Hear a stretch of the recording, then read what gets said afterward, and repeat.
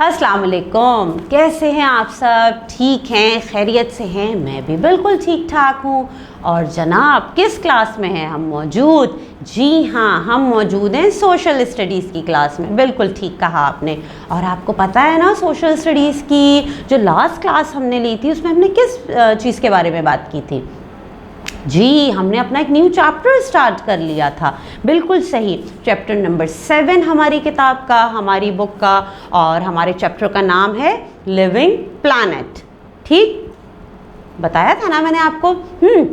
अच्छा, पिछली क्लास में मैंने आपको एक छोटी सी वीडियो भी दिखाई थी, फिर उस वीडियो के बारे में हमने बात भी की थी। तो जो बातें हमने की थी आपने अपने दोस्तों के साथ, अपने बहन भाइयों के साथ शेयर की वो बातें। वेरी गुड, ज़बरदस्त। तो चलें, आज हम क्या करेंगे? आज हम ये करेंगे कि आज मैं आपको ये जो चैप्टर है हमारा लिविंग प्लैनेट, ये पूरा चैप्टर मैं आपको पढ़ के सुनाऊंगी। ठीक है, मैं आपको पढ़ के सुनाऊंगी। हमें पता चलेगा कि इस लिविंग प्लैनेट, इस चैप्टर में किस चीज़ के बारे में कहा जा रहा है। पता तो चला है हमें, ठीक है ना? कुछ आइडिया तो हो गया होगा, क्योंकि पिछली क्लास में हमने यही सारी चीज़ें समझी थी, मैंने आपको बताया था।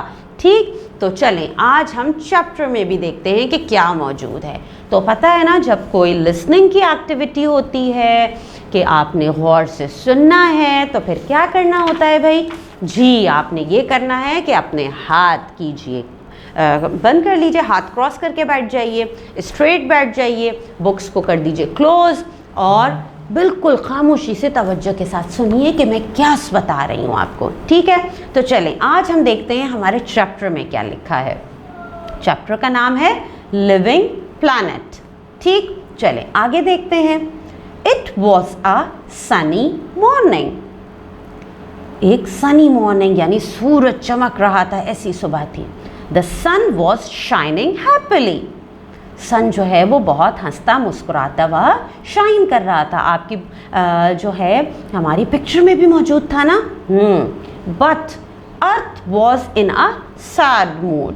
लेकिन अर्थ जो है उसका मूड बहुत गमज़दा थी, बहुत सैड थी। What's wrong earth? The sun asked. Sun ने पूछा कि अर्थ ज़मीन से कि क्या हुआ है? Everything is wrong. I am getting dirty and people living me don't care. अर्थ ने क्या जवाब दिया?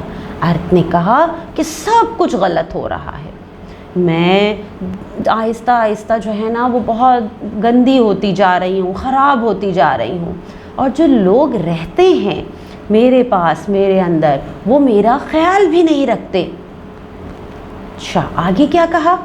Remember those days when I used to be a green and blue ball spinning around you throughout the air.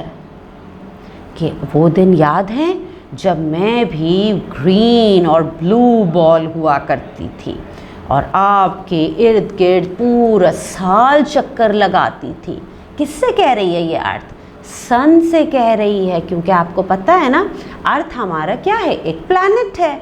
ठीक है, और ये किसके गिर्द चक्कर लगाता है? सन के गिर्द। ठीक, आगे देखते हैं। People were caring. People care करते हैं। Trees use to wave their arms which birds use to sit and sing. Trees जो हैं उनके आर्म्स पे, आपको पता है जब ट्रीज़ ग्रो होते हैं तो उनके आर्म्स होते हैं ना, बड़े बड़े हाथ जैसे बन जाते हैं, उन पे बर्ड जो हैं वो बैठती हैं, गाने गाती हैं। सीज वर क्लीन। समंदर साफ़ हुआ करते थे। ये कब की बात है? जब वो कह रही हैं जब मैं ग्रीन और ब्लू हुआ करती थी, बहुत मुझ में ग्रीनरी थी। ब्लू यानी समंदर भी, पानी भी साफ़ सुथरा था। And the fish inside them were smiling. और जब पानी साफ़ सुथरा था, अच्छा था, क्लीन था, तब जो मछलियाँ उसमें होती थी वो सब स्माइल करती थी। Isn't everything the same now? क्या अब ऐसा नहीं है? किसने पूछा ये? सन ने। No, it all looks different to me. नहीं, अब सब कुछ अलग हो चुका है। Cars have spoiled my beauty with their bad smoke. Cars ने जो है, जो ट्रांसपोर्ट है, उसने मेरी खूबसूरती को ख़राब कर दिया है अपने धुएं से। Companies have spilled their wastage into the seas. जो कंपनीज होती हैं, फैक्ट्रीज़ होती हैं, वो समंदर में अपना वेस्टेज, पानी और वेस्टेज फेंक देती हैं। Trees are chopped every day. सारे ट्रीज़ जो हैं वो दिन ब दिन ख़त्म हो रहे हैं, काटे जा रहे हैं। Where the singing birds will go now, कि अब जो सिंगिंग बर्ड्स थी वो जा रही हैं। Fish won't have any clean water to swim. अब मछलियों के पास कोई साफ सुथरा पानी नहीं है तैरने के लिए। More people are getting sick of this smoky environment. बहुत ज़्यादा लोग जो है वो बीमार पड़ रहे हैं इस आलूदा, इस धुएं वाली आबो हवा से जो हमारे इर्द गिर्द मौजूद है। Can't anyone stop all this from happening. क्या कोई नहीं है जो इन चीज़ों को रोक सके? Look at that boy earth, what is he doing? He is planting a tree.